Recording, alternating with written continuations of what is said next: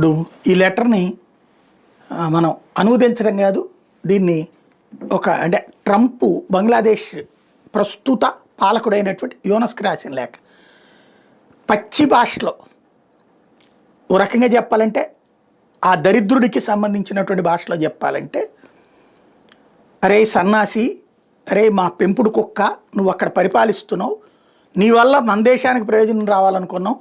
మా దేశంలో నుంచి నిన్ను అక్కడికి పంపించి ప్రజల చేత ఎన్నికైన ప్రభుత్వాన్ని కూలిపిచ్చి అక్కడ ఉన్నటువంటి ప్రధానమంత్రినే భారతదేశానికి పోయి దాక్కునేలా చేసి ఇంత చేస్తే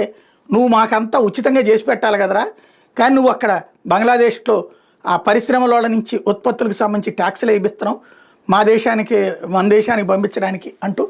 ఇప్పుడు అందుకే నీ మీద 35% ట్యాక్స్ వేయిస్తున్నాను అంటే, నీ ప్రజలకి మీద ట్యాక్స్ వేయిస్తున్నాను, అక్కడే వ్యాపారాల మీద ట్యాక్స్ వేయిస్తున్నాము,